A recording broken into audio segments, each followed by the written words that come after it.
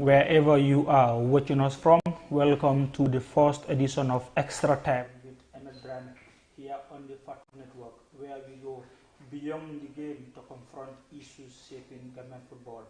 I'm ML Drammeh, your host, and my first guest on this program is no other person but Mr. Ebou Faye, the General Manager of the Independent Stadium and also the second Vice President of the Gambia Football Federation. Mr. Faye, you're the first guest. Welcome to Extra Time with ML Drammeh. Well, thank you very much, ML. It's a honor, definitely being the first host and, going to contribute in this program that will come for so many years from now on. So being the first host is definitely a privilege and an honor. So hopefully we will have a very interesting discussion. Like I said briefly, we will talk about you as a person. When did you start football administration? Which year did you come here as the general manager of the Independent Stadium? Your role at the Gambia Football Federation. Of course, the planned Pro League. We will talk about that. The challenges, opportunities, and also expectations. We will also talk about the Independent Stadium. When it was banned, what happened during the ban, whether the stadium, we will definitely talk about that. But briefly, like I said, tell us who Ebou Faye is and when did you start football administration? Well, I'm Ebou Faye from Banjul, Enongo Banjul, grew up in Banjul, born in Banjul, and coming to football administration, it was an accident to be a football administrator because I started as a footballer, as a sports journalist, then as a coach before going to sports administration. So when did you become the general manager of the Independent Stadium? That was in 2012 because I was I came from the National Library as the Director of Information Services, and then the position was available, and I applied, and then was appointed as the General Manager of the stadium, Independent Stadium and Friendship Hotel. It's two institutions in one. Okay. Yeah. Two institutions in one. So how about the Gambia Football Federation? Well, I became a executive member in, when was it, 2016? 2014, as a second vice president. I wanted to work for the federation for a long time as Secretary General. Applied twice and, you know, successful, but one of them was revoked, you know. So, but I continue. I'm a football man. I've been in football all my life.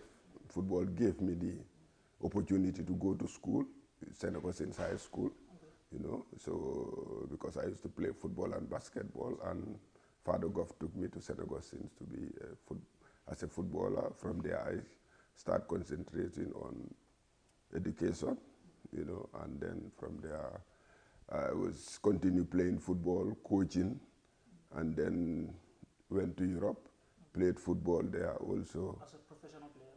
As a semi-professional player in Norway, you know. But before then here, I played for Blue Diamonds, played for Roots and Walidan.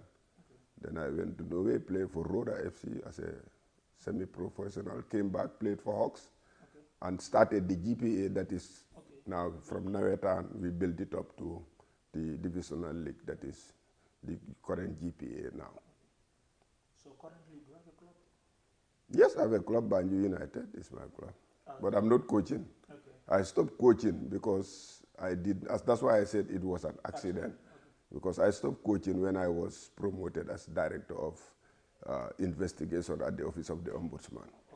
So I stopped, I couldn't match the two, you know, my work rate and to coach. So I stopped coaching, and then from there, I was part of the Coaches Association as the Secretary General for almost 10 years. And then Banjul Sports Committee, I was appointed as, or elected as the Secretary General. And then that's how I built up my, you know, football administration, you know, and then joining the executive of the GFF, even though I have certain areas that I'm responsible, which I take care of, and because I'm more technical than the other aspects of it. So I'm responsible for the national teams, technical matters, and also competition matters. Okay, that's interesting. So currently, are you the Secretary General of Banjul United or the team manager? I'm the team manager of Banjul United. So that's interesting. So let's talk about the Independence Stadium. You said you came here in 2012 as the general manager of the Independence Stadium. So during your time, we've seen CAF banning the stadium. CAF deemed it unfit to host CAF and FIFA competition. What actually went wrong? Why was it banned?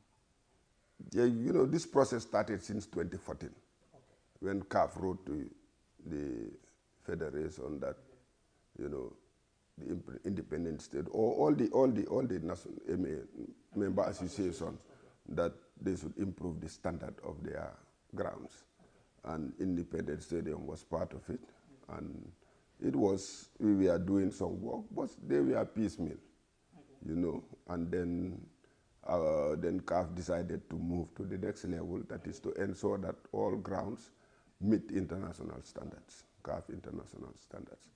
And definitely the stadium was not international standard. We continue engaging government because the stadium is under the Ministry of Youth and Sports. Since 2014, huh?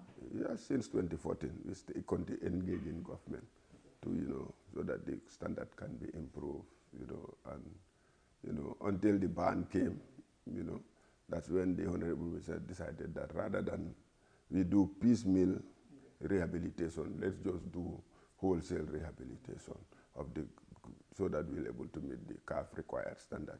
Because CAF in around 2014 going to 2016-17, they decided to improve, make sure that all the grounds in Africa are improved. not only the grounds. All aspect of football must improve. The standard has to improve and meet international standards. And that's why most countries, including ours, we are caught on surprise of what has happened. Yeah, so this started in 2014. And 2014, you were also elected as the second vice president of the Gambia Football Federation. But just to set the record straight, the Independence Stadium is under the Ministry of Youth and Sports, and then that's why you work. That's why you are employed as the general secretary, as the general manager of the Independence Stadium. So when you receive this email from CAF that member associations should improve their stadium to international standard, what was the first step? What happened? Yeah, it's good you explain that, because the stadium is totally different from the GFF. Exactly. Yeah. It has it has nothing to do with the GFF. When the GFF want to use the stadium, they write and request permission to use the stadium, even though they are the major beneficiaries. The stadium, the GFF Athletic Association, but they write and request, and then approval is given to them, and we make arrangements, and they host their matches. So that has nothing to do with the stadium. I'm a staff of the stadium. My salary is paid by the stadium. For the GFF, I'm not paid a salary. I'm just a board member of the GFF. So that needs to be clear. When we received it, we communicated to the government. Who was the Minister of Youth and Sports by then? I think it was Ebou Faye, Honorable Ebou Faye, the late Ebou Faye. He was the minister then, and we communicated to him, and then send the request to them. But, you know, since 2014, CAF was not that strict in ensuring that, you know, if you don't meet the standard, you cannot play. They keep on giving temporal approval. And as someone who was a general coordinator, I know some of the areas that needs to be looked at when there's an inspection for a match. That is for a match, not general inspection of the stadium, but for a match. So we try to improve that with the little resources we have, and we have been playing until, you know, the ban came, bam. You know, that even before the ban, government provided about 10 million, and certain things were improved. Before the ban? Yeah, before the ban. We were able to improve certain things, but after the ban, they said the general, you know, nature of the stadium does not meet international standards. So, like, there was no seats. You know, there was CCTV, but they wanted us to improve the CCTV. You know, the condition of the pitch. You know, and there should be a scoreboard. You know, because in some grounds they don't have a scoreboard, but they have temporal scoreboard. But they say there must be an installed scoreboard, and the security aspect of the stadium needs to be improved. So these things happens, and, you know, there was a need to make sure that we put all these things in place. So, as the general manager of the Independence Stadium, when you received that permanent ban from CAF, were you surprised? Yes or no? Yes or no? I was surprised because they look at so many aspects, and when you travel in Africa, you will see that certain stadiums do not have that. As I mentioned, the scoreboard. Some stadium doesn't have a scoreboard.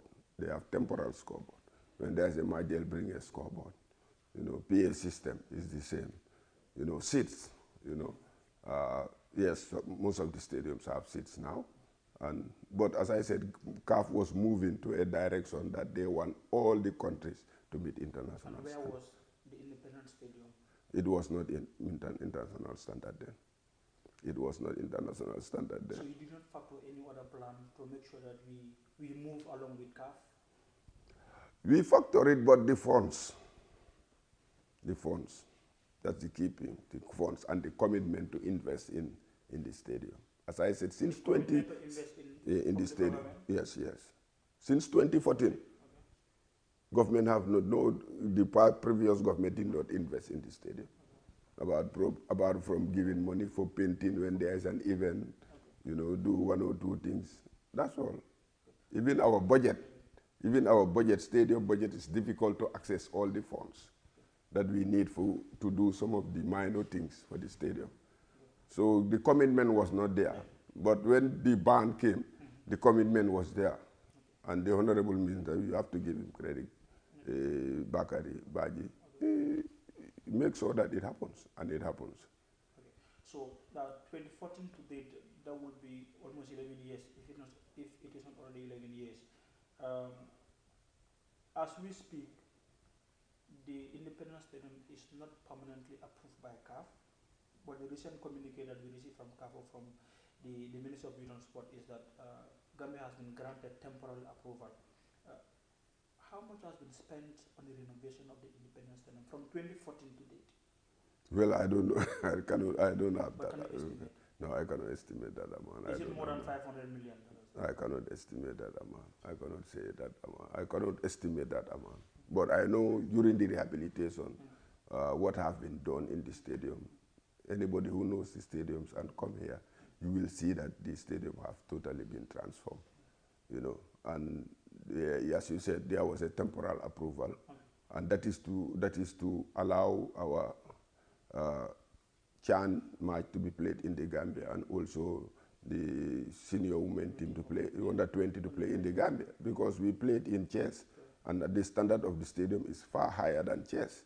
So we could not understand why should CAF allow us to play in chess and not in the Gambia. So we put a case against CAF, and they allow us to play here. Yes, so they give us temporary, subject to improving our pitch, which have now been done. We have 2 experts from Turkey already here, and from Tunisia, who are already on the ground. They are already on the ground working on the pitch. Okay. And so we hope that very soon we'll be able to complete the pitch and have the approval to play in the stadium. So as per the last inspection by the CAF authority, the only red flag was the pitch. The only red flag is the pitch. So you're hopeful that now, after this work, the stadium will be permanent? Yes, because the experts, the 3 experts are already on the ground, and they are working on it to make sure that it's completed now until July, August. Okay. Now let's backpedal a bit. During the renovation of the Independent Stadium, was in one of the inspections, when the stadium was rejected, there were theories out there that the Ministry of Youth and Sport did not involve GFF. I understand that CAF, when they are communicating, they communicate to the government through the GFF. They don't communicate to the ministry direct. And this Independence Stadium is under the Ministry of Youth and Sport, or let's say government. Was GFF involved in the renovation of the Independence Stadium? Well, as the second vice president, I'm part of the technical committee of the renovation of the stadium. I'm also a staff of the stadium. So GFF, we are involved. Okay. So were you there in the committee as the second vice president of the GFF or as the general manager of the Independence Stadium? I'll say both. I'll say both. Okay. So when the first inspector came here, when he inspected the field, did he raise anything about the pitch? The first one, I think that was in 2022. No, I think the first one, it was not meant for inspection. It was meant to advise us what we have done. Okay, the first one was... The first one, that was Mohammed Sidat. Okay, exactly. Mohammed Sidat was here not to do an inspection per se, but to look at what we have done and the areas that we needed to improve, you know, upon, so that he can, because he's the one responsible for at that time in CAF for stadiums. So he was here and he advised us and gave us the areas that we need to work on and improve. But he also told us that it's difficult now for us to play, for CAF to allow us to play home matches now, until we are able to improve 1, 2, 3, 4, 5. One of the key one was even the media tribune, where the media tribune was. Because traditionally, that's where we used to have our media tribune. But he said the media tribune cannot be the same place as the VVIP and the VIP. So we need to move it and then advise on other things. He looked at the pitch. He did not say much about the pitch, but the pitch needed also to be improved. One of the challenges we have in this country is football pitches. Grass management is its own field now. just like an accountant, like a journalist, you are. And that's where we have problem. We don't have the expertise in the countries for people to take care of grass pitch. If you look at all the grass pitch in this country, it's only the stadium that is, you can say, have the standard. But still we lack the standard of the international standard that is required. So that was a challenge, and they have, identified for us people that we can work with from Britain. They were here, we work with them, and now we have a contractor who is trying to improve the standard. But going forward, even we need people to be specialized in grass management. I think we will come to that when we start talking about the plan professionalization of the league. But as the general manager of the Independence Stadium, what people were surprised, the ministry posted that the stadium is approved. Well, no, what happened was, when the CAF released their designations of matches, they included the stadium. That the stadium was designated to host that match. Obviously, you cannot do that and then come after a few days and say that you are coming to inspect the stadium. If you designate a ground, that means that that ground is available to host the match. And that's where the mistake comes. It did not come from the ministry or the GFF, it comes from CAF.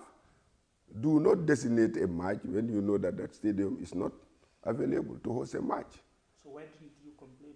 Of course, the GFF complained. The GFF did complain about that, and they said that they have to inspect. They do have to do physical inspection first. Because what happens is we have a club license manager in the Gambia, GFF. And that club license manager, when we said that we are able to host the match, the club license manager come here and did all his pictures and sent it to CAF. CAF accepted. But afterward, they said they have to do a physical inspection. That's why they sent, it was designated, but they are subject to sending an inspector to come and inspect the ground. That's where the miscommunication and misunderstanding came from. Okay, so let me put this theory to you. There is this theory outside which says that before the inspection, the recent inspection, the stadium grass was not watered for 1 week. How true is that? Yeah, that can be true. It was not watered for 3 days. 3 days? It was 3 days because there was a problem with the pumping machine. That was a fact. But it was not the water. It was not the water. The problem was the grass was infected. Okay, the grass was infected. And we did not have the pesticides to put on the grass before the inspection. Can we blame the general manager of the Independence Stadium for that? I'll take the blame. Fully. So Mr. Faye is taking... No, don't worry. I'll take the blame. I'm the general manager, so I'll take the blame. Okay, that's not a problem. Okay, interesting. So we only hope that in our next game, the national team will have a chance to play before Gambians. Like you said, you're hopeful after this work I think it starts from Turkey, right?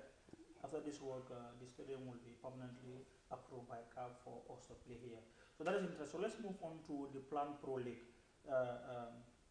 In 2020, in 2020, Mr. Ebou Faye, as the second vice president, Babakar Job, competition director, and Sadib Kamaso went on a study tour to Morocco to model the Moroccan Football Federation in a professional league. You came back in 2020. I think it was a 1 week working visit. What was the visit all about, and then what was the result of the visit? Yeah, the visit was about a fact-finding mission on how they structure their professional league and how does it work in terms of the clubs and government and federation and everything. And definitely we learn a lot from them, even though it's not the ideal model, because we needed to domesticate what we have learned from them to suit our situation. So we did learn a lot about it. So what happened after the visit? No, after a visit we look at it, and then it's not only, maybe it's only Gambia is only Morocco that we went, but we also had some research with others. You know, we have the CAF club license system, which is, you know, structured for professional clubs, how they should be. That was shared with all the clubs, you know, when we wanted to introduce the professional league. At one time in Senegal, I was there. We discussed with the Senegalese Federation about their professional league, how it's structured and everything. And from there, we look at it and learn that we can do the professional league. But there are certain things that we need to put in place. One thing is the technical aspect, the competition aspect, the governance aspect, and also the government. Government is critical. And one of the things that the Senegalese advised us was, when we started our professional league, we did not get government to accompany us. And you need government to accompany us. Don't do the mistake that we did. And we cannot do the professional leagues in the country without getting government to be involved. You know, because there are so many areas that we want. The way our clubs are now, they are not strong enough to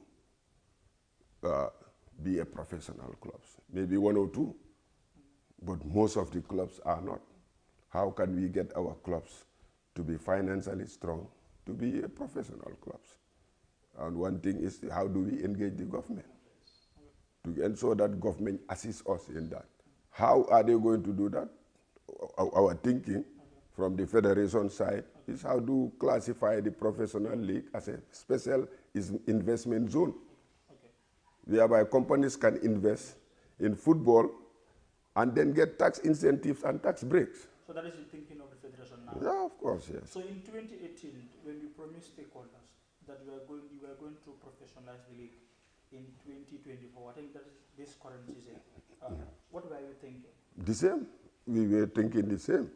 So now that we do not have a professional league still, what went wrong? No, the process continues, because we cannot bring something without getting the necessary structures in place.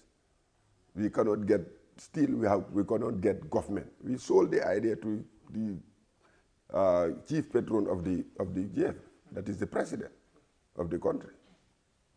And he accepted the proposal. We sold the idea to the Ministry of Youth and Sports. He accepted. But we need other government agencies to be involved. We need the JIPA Act to be amended so that we can have a special, the GFF, the professional can be classified as a special investment zone. Those are the technical aspects. But if you look at the consultant coming in, you will bring in the economic model of the professional league, which I don't have that expertise. Someone else, maybe in the federation, doesn't have that expertise. So they will bring the economical aspect of the professional league, because we need that. Without that, it's difficult to move on. So when we get that, we go back to government. We are creating employment for the youth. This professional league can create 600 to 1,000 jobs. That's good for the government. Yeah, but even now, you know, football has created a lot of opportunities for a lot of young people in the country. Even right now, you go to clubs. For example, fourth division clubs, you have 30 players. You have officials both on and off the pitch. If you count the 16 teams, the number of players that they register, the number of staff that they have, that is a whole lot. Yeah, but they are still amateur. Here, just imagine if they are employed full time, as I am employed as the general manager of the stadium. But do you think the teams are ready for that? That's what I'm saying. That's why I said the teams, clubs are not yet ready. That's why we need government to accompany us, to get us the necessary support so that clubs can have the financial muscle to able to employ the staffs. So what specific support are you requesting from the That's what I'm saying. If we get that. What specific supports, the exact support? That's what I'm saying. That's what I've already explained. To classify football as a special investment zone, so that companies, Banjul United can go to Access Bank, support us, sponsor our leagues.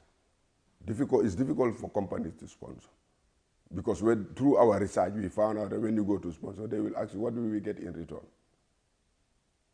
And that return we are asking government to give us is the tax incentive for those companies. Give them tax incentive, give them tax breaks, so that those companies can invest in our clubs. So, the professional league has been deferred to 2026 now. You think still there is a possibility for us to have the professional league in the next 5 months? There's a possibility. It can be possible. If not, we just have to move it again. If we cannot meet all these things, you cannot impose something to clubs that the clubs are not ready for it. As you just said, the clubs do not have the financial muscle to. Banjul United doesn't have that financial muscle. Exactly. So if Banjul United doesn't have it, how can it Banjul be a professional club? So now the question will be, is GFF now rushing to professionalize? No. It's a process. We are not rushing.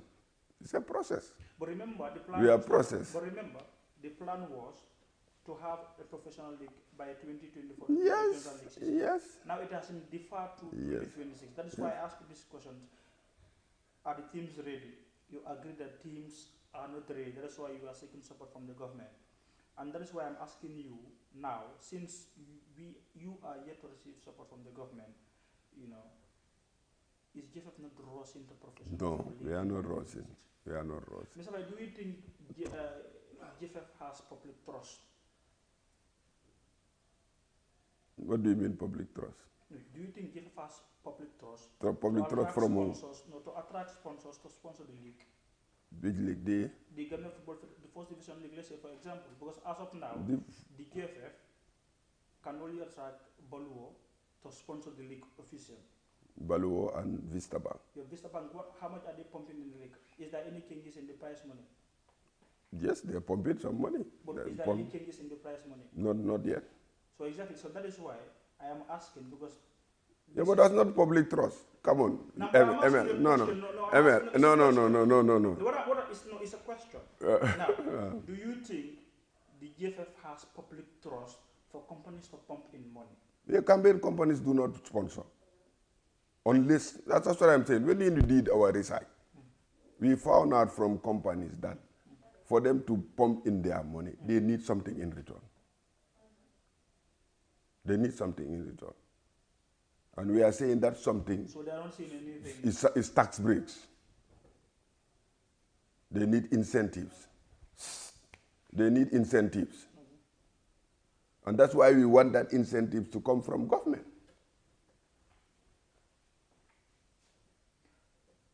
The infrastructure is very essential. Very important. Still, I'm thinking about us having a professional league in 2026, when, in fact, almost all the fields in the country are substandard. Even the only independent stadium that we have as of now, it is not, CAF standard. You mentioned the issue of, having an expert to monitor the grass, and then we don't have that in the country. Are you factoring that out in our Yes, we did. As you said, we started the process when did you say 2020? But no, the Federation has been making promises. And we have been fulfilling our promise ever since. Yeah, but all the promise we did the Federation. Not here. We're talking about, the professional. No, yeah, but you set targets. You set targets. If you don't achieve your targets, you move the targets. It's not that you set the targets and that is the end of the world. That's not how institution works. You set standard. You set your targets that you want to achieve this within this period. If you cannot achieve it, you move it. That's what we have been doing. We have not been forcing anybody or pushing anybody or creating anything. We know the challenges that we are facing, and we don't want the clubs to go to have that challenges, because the professional league is good for everybody. Even if we are out of office today, another administration comes, they will continue to achieve it. This is something that is good for Gambian football. So it's not about the federation, we in office doing it. We look at it and see that our clubs are competing with clubs that are professional, and we are not professional. We look at it and see that football can create employment for people. rather than players going to get $500, $1,000, $2,000 a month as a salary. Rather than me working for Banjul United, I'm not paid a salary. I should be paid to do my job. Yeah. So we create. No, let me just continue. You need to know all these things. No, why there is need for a professional league? So it doesn't matter. So it doesn't matter whether Ebou Faye or Team Kaba is in office or not. If Team Kaba is out today, let me continue. Let me finish my point. Let me finish my point. Please let me. Let me finish my point. If Team Kaba is out of office today, Team ML comes in, they will continue professional league and try to get the professional league done. So I fully understand, benefits that come along, having a professional league. But here we are talking about the challenges. Yes. The issue of fields, infrastructure. Fields. No, when we started this process, yes. How many clubs have their own fields? When we started this process, with the professionalization of our league, maybe it was only Real de Banjul.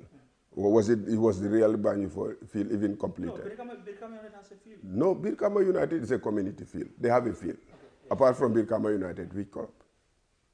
But now, how many clubs have their own football grounds? But are they up to standard to have a professional league? Of course, the standard, Gambian standard. As I said, the professional league, when we went to all these countries, we domesticated it to meet our standard. We don't mean that all these grounds should be in international standard. Okay. Even if it's not international standard, we have to give them time to make sure they improve to the standard that is required by the professional league. Okay. So there's a saying, but before I bring that to you, your term will end next year. I don't actually know which month there will be election, but it will be in 2026. Maybe August around so. Maybe around August. I think so. Do you want to continue serving as a second vice president? Or No. Do you want to change position? No. You're not interested in position? No. I mean football. I'll never leave football. Yeah, Whether I understand. Our so time, all of us are moving out. Okay, all of you are moving All of us are moving out. Okay. And if we have to come back, that's something else. But all of us are moving out. But I'll stay in football. So if you are listening, the second vice president of or if you are watching the second vice president of the Gambia Football Federation, Mr. Ebou Faye said all of them are moving out. That is the executive. Yeah, that's the constitutional. Okay. So there are debates going on. Others are saying the term limit is for the president, and then the second vice president, third, and others are not part of the term limit stuff. That is a debate going on outside. But you now confirming that is the constitution. It's the constitution that says so. Okay. That not all, but some will leave, some will stay. Okay. So they are saying that GFF, the current executive, are aware that they are not going to fulfill the promise of professionals in our league. That is why they want to start something right now, rush it, leave, so that when the dream is actualized, they will claim that it is their legacy. No. Even when we leave office and it's not institutionalized, we still get credit because the vision comes from us. So the credit never goes out. Development doesn't work like that. Development doesn't work like that. So since we are running out of time. Yes, development doesn't work like that. Would you measure the success of the Gambia Football Federation, the current executive, to back-to-back qualification outcome? Is that the climax? That's just one of it. That's just one of it. Is that the climax of success? Look at the National League, which is our core mandate. Look at but the National League, Mr. Faye, still could not attract a lot of sponsors. No. We only have Bollywood. The winner gets 1 million. Most of the teams, or some of the teams, spend more than $1 million for the whole season. Yes. Is that enough? Is that a huge success? So you're looking at the sponsors only? No, but that is something else. Because no, you're looking at the sponsors only. Why don't you look at how many players have we give the opportunity to play in the National League? Why don't you look at the decentralization? Why don't you look at the decentralization of football in the regions? Why don't you look at the pool of players available for the National League now. But why do you look at how many players have the opportunity now to play professional football from the National League? But that credit should be given to club owners and coaches. Club owners and coaches. Who expanded the league? No, but the thing is, who expanded the league? But the first division league. And why do you look at how many coaches have been trained by the GFF? But okay. Now You know, so you are looking at only one thing. We can talk about the coaches. As of now. Our role of. No, as of now, do we have any coach in the league, the GFF train, that has the qualification to sit on the bench in the CAF game?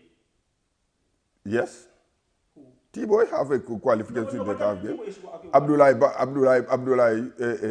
Bojang have a qualification in the CAF game. The current coaches All the regional coaches have qualification. B licensed coaches can sit on a bench. In a CAF Champions League? Yes. Look at the look at the requirement. All B licensed. How many B licensed coaches have we produced? We just finished a training of the coaches now. So we have school football now going on, and it's the GFF that is sponsoring that school football. So we have women leagues going on. It's GFF that created that women's league. So don't look at football only on qualification to AFCON. That's just one. That's the apex. Of course, that's the apex because everybody is part of it. Yes, because all of us wanted to support our own in AFCON. And we went to AFCON. And the yardstick of the Gambian football now is to qualify on AFCON. That's the yardstick. Because we have over 200 professional players playing outside. 90% are produced in the Gambia. So that's a yardstick. So that's a success. Indeed, but there are other successes that goes with it. Indeed, going to AFCON back-to-back is a success. So the question was whether GFF should measure their success on back-to-back AFCON. Because I was thinking, for me, the success of the federation should be about the local league. That's why I answered you. As a technical man, I answered you. Still there's a concern that, the money pumping in, teams are spending more than what they are earning from the league. So there's a concern. Yeah, but that's... I only hope this will be improved in the near future. And then I want to conclude, Mr. Faye, by thanking you so much for creating this opportunity for me to come here, for us to have this conversation. I really appreciate it.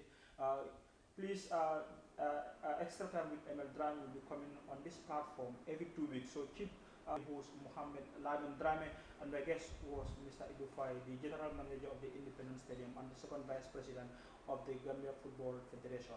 This is Extra Time with ML Drammeh. Thank you.